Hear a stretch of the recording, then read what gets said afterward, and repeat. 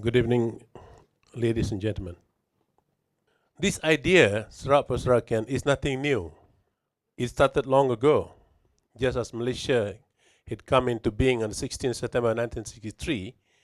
The Sarawak for Sarawakian started with Ningkan, who started his party, the Sarawak National Party, in 1961.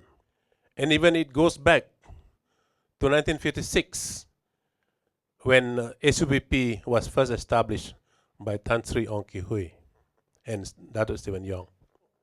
The people of Sarawak had always wanted independence, starting from the days of the anti-cession movement.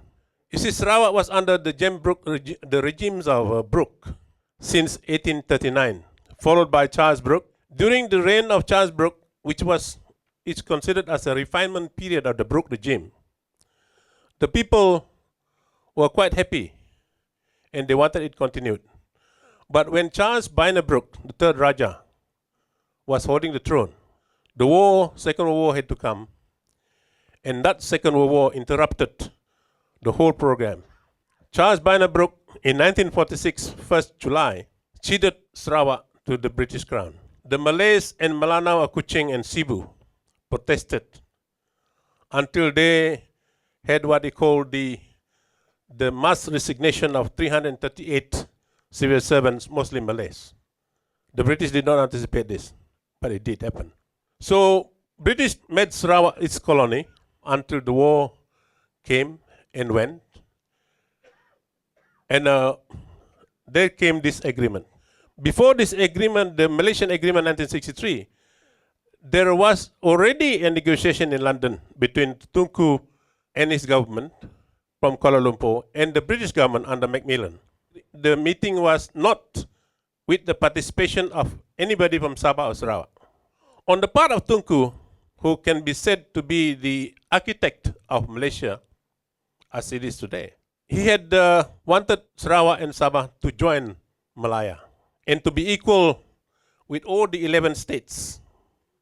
He never agreed to British granting independence to Sabah or Sarawak.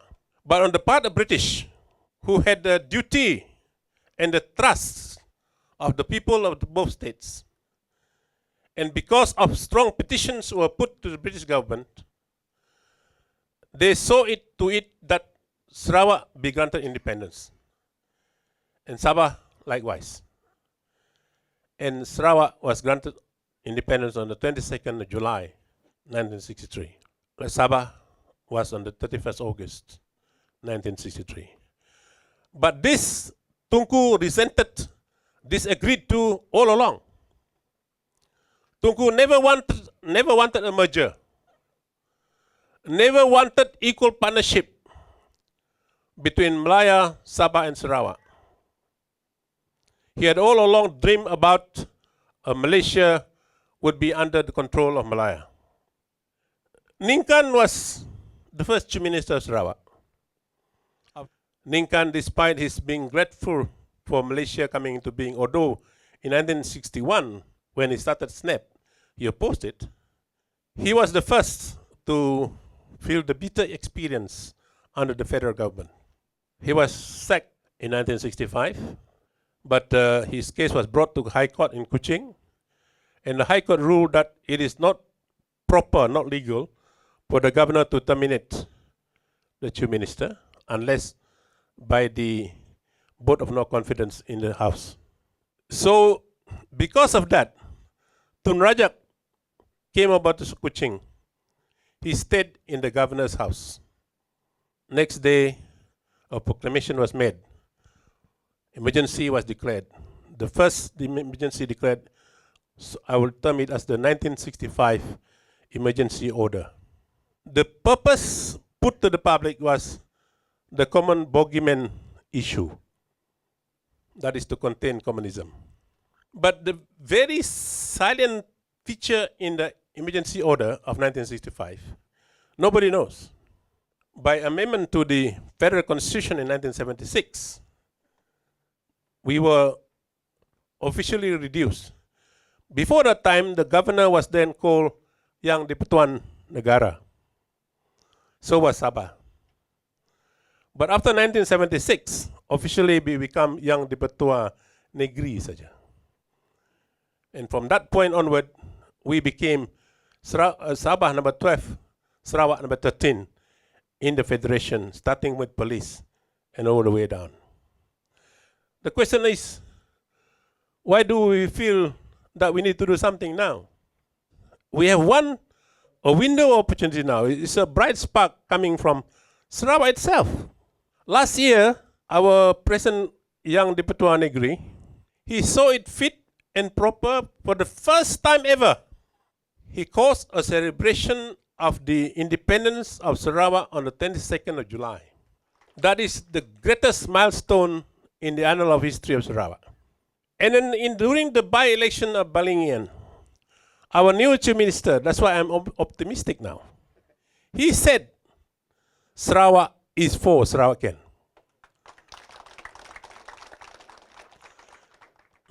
The second spark of opportunity, or through the window, is the fixed deposit issue. Najib, for the first time, acknowledged that without support of Sabah and Sarawak people, the hand that controlled the Putrajaya, so he thanks people of Sabah and Sarawak, and he wanted us to continue to be true to being fixed deposit. Fixed deposit has suddenly shifted to become a political paradigm. It has, in fact, increased the impetus that change is in the offing. We can use these two keys to make a bargain for better gain for ourselves. But of course, this needs the cooperation of everybody. And last but not least, our governor now, before he assumed the office of the governorship, he called on all the YBs and the big shots of the Barisan Nasional. And it was not a closed-door house. It was attended by a lot of people. And he said, don't bring into Sarawak the like of UMNO. Why I say this is the third? Because Sabah is now experiencing problem because UMNO is there. Now, with our Chief Minister and the Governor are equally on the wave of Sarawakian, we will not get UMNO coming in. So it is only for us. When it is only for us, I think we should talk. Like Jeffrey was giving 3 options. Immediately I would take the third option, that is to talk. But in order to talk, remember there is one famous saying, I wouldn't want to quote him. He said, you can only expect to get anything if you bargain from the point of strength. That's all I have to say. Thank you very much.